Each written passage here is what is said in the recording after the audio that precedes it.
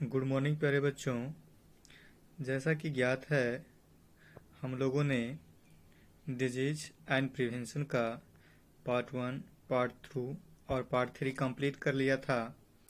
आज हम लोग इसी चैप्टर का नेक्स्ट पार्ट जो है पार्ट 4 को कंप्लीट करेंगे और भली भांति समझेंगे कि आगे के जो थ्रू कैरियर्स हैं वो कहना क्या चाहता है।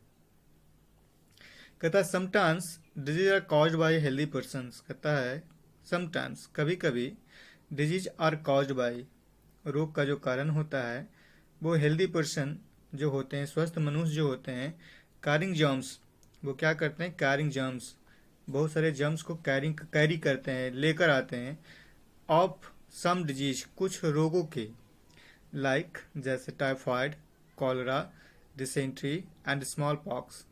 कहता है this peoples are called carriers. ऐसे लोग क्या कहलाते हैं, कैरियर्स कहलाते हैं, वाहक कहलाते हैं। Carriers usually do not suffer from disease. कहता है कैरियर्स जो होते हैं, वाहक जो होते हैं, वास्तव में वे जो होते हैं इस रोग से ग्रसित नहीं होते, but transfer the germs of disease to person who come in their contact. कहता है लेकिन ट्रांसफर द जर्म्स, वो क्या करते हैं, जर्म्स को ट्रांसफर करते हैं एक जगह से, मतलब वो दूसरे तक पहुंचाते हैं और रोग को, to person who come in their contact, वैसे लोगों के पास जो उनके संपर्क में आते हैं। सीधी सी बात यह कहना चाह रहा है कि जो लोग होते हैं, कुछ रोग जो होते हैं वो स्वस्थ मनुष्य के द्वारा लाए गए जर्म्स के द्वारा फैलते हैं, जैसे typhoid, cholera, dysentery, small pox. This people are called carriers. ऐसे लोगों को हम वाहक कहते हैं, कैरियर्स कहते हैं।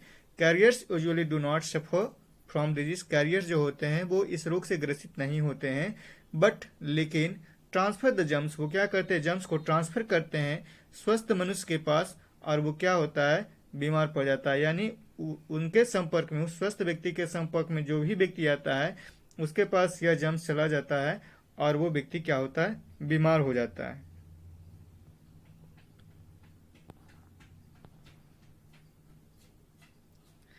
इसके बाद कुछ समान सी चीज़ें हम लोगों को अपनी डेली लाइफ में जोड़नी होती है, जिससे क्या होता है कि जो भी डिजीज होते, कम्युनिकेबल होते हैं, उनका जो प्रभाव हम तक पहुंचने का होता है वो काफ़ी हद तक कम हो जाता है। कहता है द फॉलोइंग स्टेप्स, कुछ स्टेप्स जो हैं, जो नीचे दिए हुए हैं, we taken for the prevention of communicable disease, जिनके द्वारा हम क्या कर सकते हैं, प्रिवेंशन डिजीज जो है इसको हम लोग रोक सकते हैं। कहता है सफाई, किचन, टॉयलेट एंड बाथरूम, यानी रसोई घर, टॉयलेट और जो स्नान घर है उसे क्या करना चाहिए, शुड बी क्लीन रेगुलरली, उन्हें हमें नियमित रूप से क्या करना चाहिए, साफ सुथरा करना चाहिए। Nets should be fixed on window. कहता है नेट्स जो है, जाल जो है, हमें खिड़कियों में लगाना चाहिए, एंड डोर्स, दरवाजों में, of house to prevent insects from getting insides. कहता है इंसेक्ट्स को घर के अंदर प्रवेश करने हेतु हमें खिड़कियों में, दरवाजों में नेट लगाने चाहिए।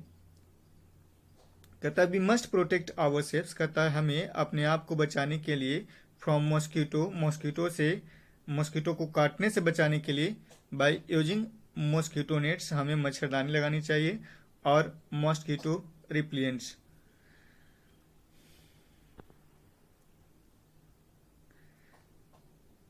Dustbin should be covered to prevent flies and other insects from breeding in the garbage. कहता है डस्टबिन, यानी जिसमें हम लोग कूड़ा कचरा फेंकते हैं या कूड़ादान जिसे कहते हैं, शुड बी कवर्ड, वो क्या होने चाहिए, ढके होने चाहिए, to prevent flies and other insects, ताकि मच्छरों और अन्य कीड़ों को रोका जा सके, फ्रॉम ब्रीडिंग, वे जो अपनी संख्या बढ़ाते हैं गार्बेज में, उनकी संख्या को रोकने के लिए।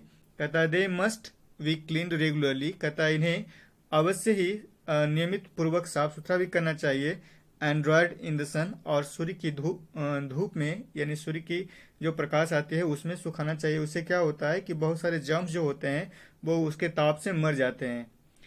कहता है ए हाइजेनिक इन्वायरमेंट मस्ट बी मेंटेनेड।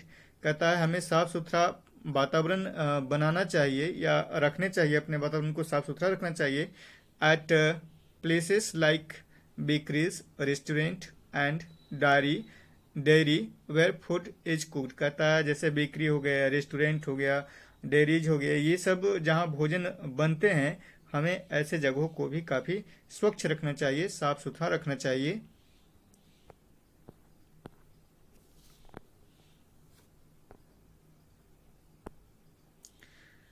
उसके बाद कहता है कि letting fresh and sunlight enter homes. कहता है हाउसेस शुड बी एयरी, घर जो होना चाहिए वो हवादार होना चाहिए, and open to the sunlight, और जिनमें सूर्य का प्रकाश भी आना चाहिए। कहता है मोस्ट जम्स डाई, कहता है अधिकांश जम्स जो होते हैं वो मर जाते हैं when exposed to fresh air and sunlight. कहता है जब वो स्वच्छ हवा और सूर्य के प्रकाश में आते हैं तब बहुत सारे जम्स जो होते हैं वो स्वयं ही समाप्त हो जाते हैं। कहता है bedding and clothing should be dried in the sun from time to time. कहता है हमें अपने बिछावन को, अपने कपड़े को समय समय पर धूप में सुखाना चाहिए।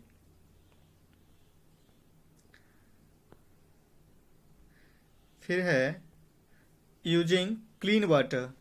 कहता है we must use clean water for drink and cooking. कहता है हमें अवश्य ही क्लीन वाटर यानी साफ सुथरे जल को पीना चाहिए और भोजन के लिए प्रयोग में लाना चाहिए। कहता है वाटर शुड बी बॉइल्ड, जल को उबालना चाहिए फॉर 10 मिनट्स, 10 मिनटों के लिए, and then store in clean, और तब उसे स्टोर करना चाहिए क्लीन एंड कवर्ड कंटेनर, साफ सुथरे और ढके हुए, जिस जार में ढक्कन लगा हो उस जार में हमें उसे क्या करना चाहिए, स्टोर करना चाहिए, संग्रहित करना चाहिए। कहता water filters can also be used for purification of water. कहता हमें जल की शुद्धता के लिए वाटर फिल्टर्स का प्रयोग करना चाहिए। लार्ज क्वांटिटी ऑफ वाटर, कहता है अधिक मात्रा में जो जल होता है, can be purified bye chlorination. कहता है जब हमें जल को बहुत बड़े मात्रा में साफ करना होता है तो हम जो पद्धति है, जो प्रक्रिया है, उस क्लोरिनेशन को अपनाते हैं। Oil must be sprayed on the surface of the water in tanks and ponds mosquito larvae। कहता है कि हमें ऑयल को छिड़कना चाहिए, स्प्रे करना चाहिए जल की सतह पर, टैंकों में या फिर तालाबों में, ताकि मॉस्किटो लार्वा जो है, मच्छर का जो लार्वा है, वो मर जाए।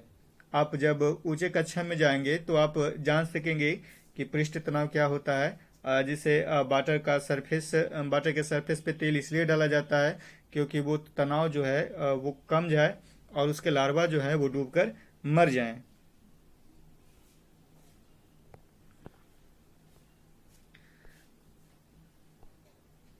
अब जो है एक पास्चुराइजेशन होता क्या है।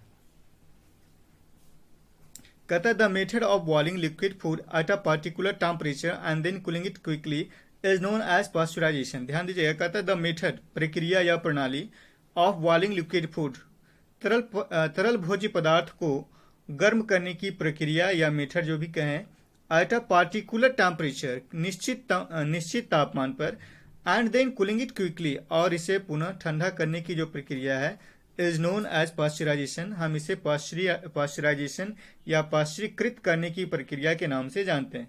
This is done to kill harmful bacteria. कहता है यह जो है हार्मफुल बैक्टीरिया को मारने के लिए आवश्यक होता है, जम्स को, and to increase the shelf life of food.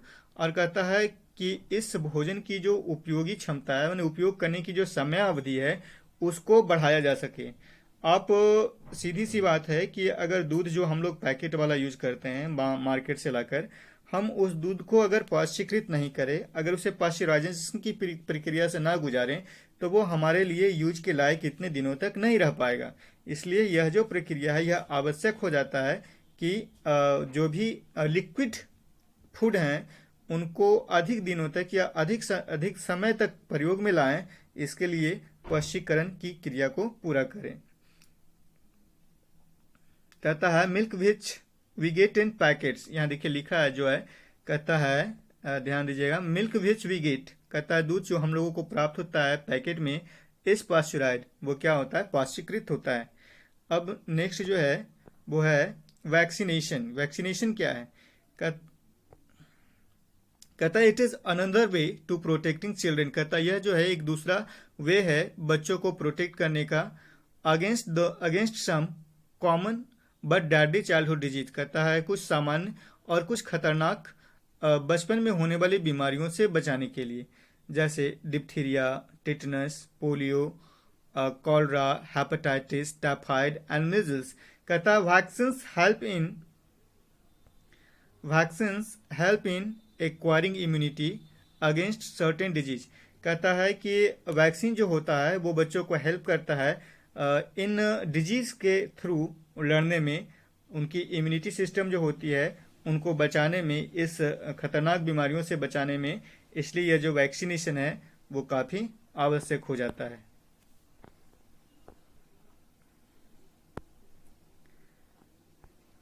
अब है पल्स पोलियो। सबको याद होगा, बचपन में सबके मुंह में डाला जाता था, स्कूलों में डाला जाता था, सड़क के चौराहों पे डाला जाता था, अभी चलता है।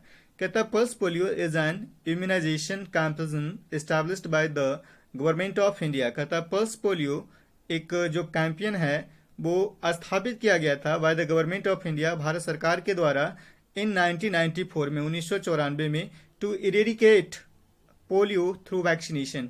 इरेडिकेट मतलब होता है बच्चों उन्मूलन करना, उन्मूलन का मतलब होता है उसे हटाना, जड़ से हटाना। तो वही कह रहा है कि भारत सरकार के द्वारा पल्स पोलियो स्थापित किया गया था 1994 में, ताकि ये जो वैक्सीनेशन है इसके द्वारा पोलियो को इरेडिकेट किया जा सके, उन्मूलित किया जा सके।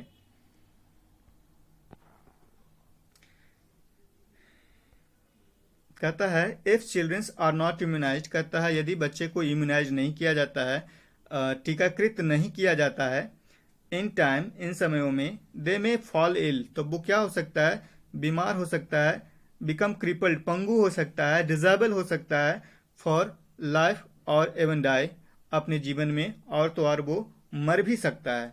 ध्यान दीजिएगा बच्चों, ये बातें जो है काफ़ी समझने वाली है। कहता है if childrens are not immunise, यदि बच्चे को इम्यूनाइज नहीं किया जाए यानी टीकाकृत नहीं किया जाए इन समयों पर, तो कहता है दे में फॉल इल, तब वो क्या हो सकता है, बीमार हो सकता है, बिकम क्रिपल्ड, पंगु हो सकता है, लंगड़ा हो सकता है, किसी उसके अंग भंग हो सकते हैं, फॉर लाइफ, उसके जीवन में, और इवन डाई, और तो और वो मर भी सकता है।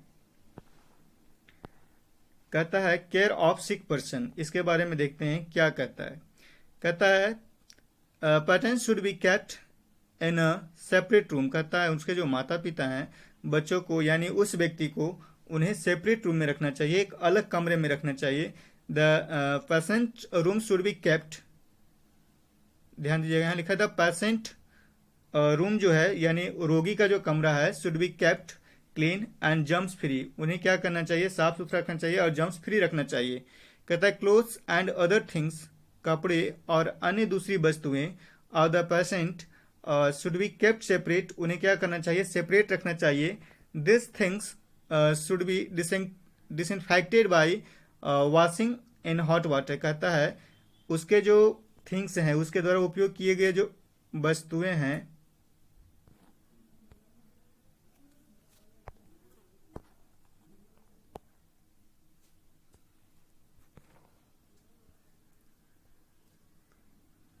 कहता है कि क्लॉथ्स एंड अदर थिंग्स, कपड़े और अन्य दूसरी वस्तुएं, ऑफ द पेशेंट के, शुड बी केप्ट सेपरेट, उन्हें अलग रखना चाहिए। दिस थिंग्स, यह जो वस्तुएं हैं, should be disinfectified by washing in hot water. कहता है ऐसे चीज़ों को डिसइंफेक्टेड करना चाहिए, कहाँ, तो गर्म पानी में धोकर या गर्म पानी में डालकर उसे जर्म मुक्त करना चाहिए, यानी उस जीवाणु से मुक्त करना चाहिए। कहता है चिल्ड्रन सफरिंग फ्रॉम डिजीज, कहता है चिल्ड्रन जो है जो बीमारी से सफ़र कर रहा है यानी जो ग्रसित है, should not be allowed to go to school, उन्हें स्कूल जाने से रुकना चाहिए, अनटिल दे रिकवर फुली, जब तक वो पूर्णतः ठीक नहीं हो जाते तब तक हमें उसे स्कूल जाने से भी रोकना चाहिए। तो बच्चों यह आपका सेशन पूरा हुआ एक्सरसाइज 5 का। एक्सरसाइज 5 में जो डिजीज एंड प्रिवेंशन था, इसके 3 पार्ट बनाए गए, 4 पार्ट, और इसमें चारों पार्ट में इसे समाप्त किया गया है। आप इसे बार बार जहाँ समझ में नहीं आए वहाँ वीडियो पॉज करके बार बार देखेंगे, समझने का प्रयास करेंगे। फिर भी अगर कोई डॉट रह जाता है, कोई दिक्कत रह जाती है, तो आप व्हाट्सएप कर लेना, कॉल कर लेना। इस वीडियो को यहीं समाप्त किया जाता है।